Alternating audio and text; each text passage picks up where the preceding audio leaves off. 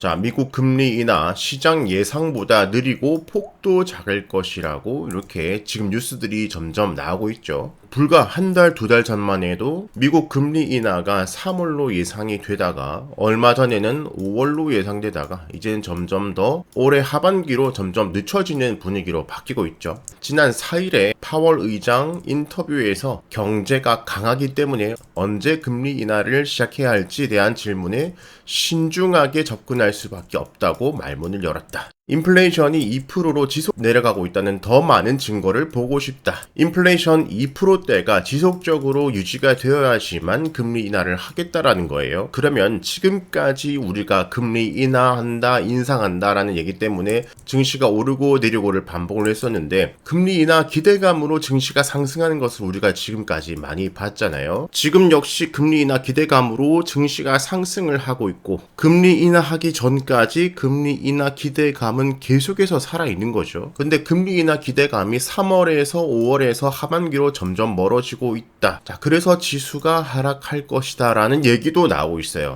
하지만 금리 인하가 늦춰지는 것이 오히려 땡큐일 수도 있다. 자, 좀 전에 봤다시피 인터뷰에서 경제가 강하기 때문에 지금 미국 경제가 강하다. 고용도 너무 탄탄하고 지금 당장 미국 경제 침체가 보이지 않는다. 경제가 좋다라는 거예요. 경제가 좋기 때문에 금리 인하를 안 한다는 거예요. 자, 고금리가 지속이 된다라는 것은 자, 기업도 가게도 모두 다 부담이죠. 이 부담되는 고금리를 유지를 하려면은 이 기업이라는 것이 수익을 잘 내면 고금리도 감당이 가능하고 이 가게, 이 개인들도 직장이 잘 유지되고 고용이 탄탄하면은 고금리가 부담이 되지만 유지는 할 수 있는 거죠. 그 말은 고금리를 지속한다는 말은 경제가 탄탄하다라는 것을 반증을 하는 거예요. 기업도 가게도 견딜만 하다는 거예요. 지금 미국을 얘기하는 거예요. 자, 근데 금리를 내린다라는 말은 무조건 이렇게 된다. 이거 하나로 다 통용이 될 수는 없겠지만 기업과 가게의 고금리 부담이 이제 너무 힘들어서 한계에 다다라서 가게가 부도가 나고 기업도 부도가 나고 계속해서 넘어가게 되면은 다시 경제를 살려야 되기 때문에 금리를 내려야 되잖아요. 자, 그 말은 경제가 좋지 않다라고 볼 수가 있는 거죠. 금리를 내리면은 그 즉시 폭발적으로 증시가 급등할 거라고 보는 견해들이 많지만 금리를 내리게 되면은 경제가 좋지 않아서 금리를 내린다고 시장이 받아들이고 증시가 하락할 가능성이 커지게 됩니다. 물론 충격 다음에 낮아진 금리로 자금이 유입되면서 증시가 추가적으로 또 전고점을 넘고 상승할 수 있겠지만 처음에는 금리를 내릴 때는 증시 타격이 있을 수도 있다는 거예요. 그런 의미로 보면은 금리 인하가 늦춰지는 것이 오히려 땡큐일 수도 있는 거죠. 고금리에도 불구하고 경제가 탄탄하다고 시장이 받아들이면은 주식시장이 계속해서 긍정적으로 받아들일 수도 있다는 거죠. 조금 길게 보면은 올해 11월에 미국 대선이 있습니다. 일반적으로 통계적으로 보면은 통계가 다 맞진 않지만 하지만 통계가 많이 맞는 것을 우리가 많이 봤죠. 이번에도 산타랠리 통계를 말씀드릴 때 통계학적으로 봤을 때 이번에 산타랠리가 올 가능성이 크다. 역시 이번에 산타랠리가 왔죠. 자, 미국 대선 같은 경우는 정말 중요한 큰 이벤트입니다. 근데 누가 당선될지 몰라요. 이것은 시장 입장에서는 정말 큰 불확실성이에요. 시장이 가장 싫어하는 것이 이 불확실성인데 트럼프가 되냐 바이든이 되냐. 자, 트럼프는 어떤 경제적 철학을 가지고 있고 어떤 산업을 좋아하고 싫어하고가 있잖아요. 어디를 또 밀어주고 어디를 경시하는가를 우리는 알잖아요. 바이든은 어느 정책을 펴는지 알고 있고 바이든은 어느 산업을 중시하고 어느 산업을 경시하는지 우리는 알잖아요. 자, 누가 될지 모르는 상황에서는 어디에 우리가 투자를 해야 될지 모르는 상황. 이것이 이제 불확실성이죠. 그럼 이 불확실성이 극에 달하는 시기가 대선 전 약 한 달 정도를 봅니다. 대선 전 약 한 달 전으로 해가지고 시장에서는 이 불확실성으로 크게 내려갈 가능성이 있고 이것이 이제 바이든이 되든 트럼프가 되든 11월에 미국 대선으로 당선이 되고 나면은 불확실성이 이제 제거가 되죠. 제거가 되면은 불확실성이 없어지기 때문에 누가 되든 이제 확실한 투자처 경제 방향성이 보이기 때문에 불확실성을 제거하고 다시 증시가 상승하는 기류를 보여주는 것이 통계적으로 그런 모습을 보여줍니다. 자, 실제로 보면은 2020년도 미국 대통령 선거 2020년도 11월 3일에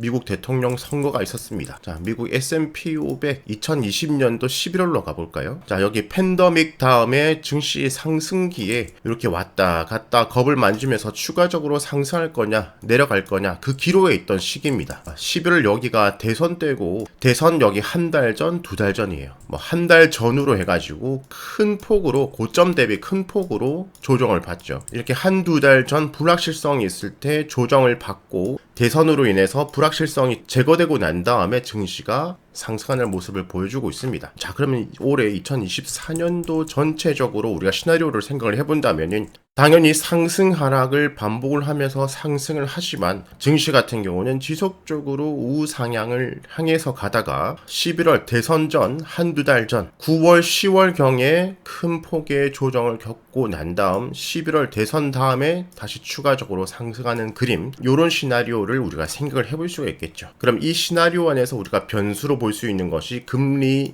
인하가 될 것인데 이 금리 인하가 5월에 될지 뭐 10월에 될지 11월, 12월에 될지 모르겠지만 그 금리 인하 발표가 나왔을 때 이런 식의 조정이 또 한 번 출회될 수 있다. 하지만 큰 그림으로 보면은 금리 인하는 증시에 자금이 유입되니까 우상향은 할지언데 금리 하락이 올 때 그 당시는 조정이 올 수 있다. 자, 그러니까 지금 미증시는 대세 상승장에 들어갔다고 볼 수가 있을 것 같아요. 흔히 말하는 골디락스. 이 대세 상승 안에서 이런 조정이 다시 코로나 때로 가볼까요? 코로나 이 대세 상승에서도 이런 큰 조정 있지만 방향성은 우상향으로 쭉 올라갔잖아요. 그죠? 그러면 이렇게 조정을 받을 때 뭔가 명분이 있어야 된다. 일자로 상승하지 않고 조정을 받으면서 상승하는데 이런 큰 조정의 명분은 앞으로 크게 두 개. 하나는 금리 인하, 하나는 미대선 전의 불확실성. 하지만 대세적으로 이렇게 우상향하는 지금은 대세 상승장 들어간 것이 아닐까라고 지금 저 개인적으로는 그렇게 의심을 하고 있습니다. 자, 그건 지금 미국 경제가 좋기 때문에 미국 주식이 더 많이 오르겠지만 그걸 따라서 계속해서 지속 우상향을 보여준다면 국내 역시 따라갈 수밖에 없고요. 물론 그 상승 폭이 문제겠지만요. 그렇기 때문에 국내 증시 하시는 분들도 역시 미증시 방향성 계속해서 확인하면서 참고를 해야 되고 단기적으로는 상승 하락을 하면서 우상향을 할 가능성이 크다라는 것이 보여지지만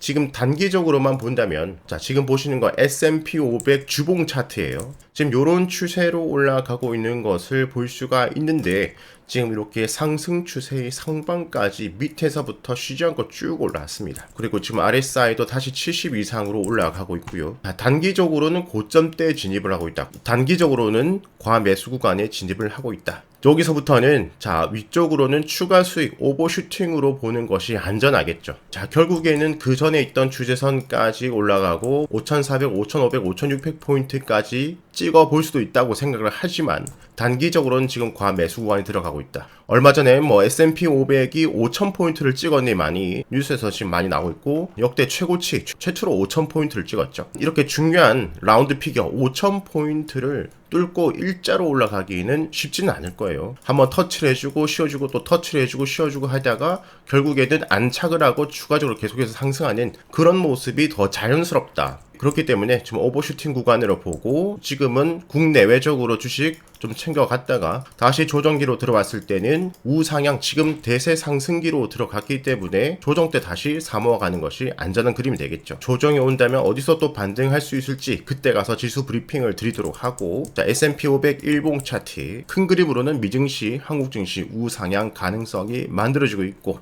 하지만 단기적으로는 미증시든 한국 증시든 단기간에 여기서부터 여기까지 상승 여기서 여기까지 상승했으니 여기까지만 갈지 여기까지 갈지 여기까지 갈지 모르겠지만 여기 위쪽으로는 오버슈팅 챙겨 나가는 구간, 한국 증시 역시 전 고점까지 챙겨가는 구간으로 생각을 하고 상승 다음에 다시 조정기에 매집 구간, 상승 다음에 다시 조정기에 매집 구간. 이 조정기에 무조건 매집을 하는 것이 아니라 하락 추세에서는 무조건 매집하면 계속해서 내려가기 때문에 함부로 매집하는 것이 좋지는 않아요. 하지만 상승기에서는 상승 조정, 상승 조정, 상승 조정. 이 조정이 매집 구간으로 좋은 구간이 되겠죠. 상승 구간에서는 상승 조정, 여기가 좋은 매집 구간. 다시 상승 다음에 요만큼 조정 줄지 요만큼 조정 줄지 모르겠지만 또 조정을 받으면 그 당시 분위기를 함께 말씀드리고요.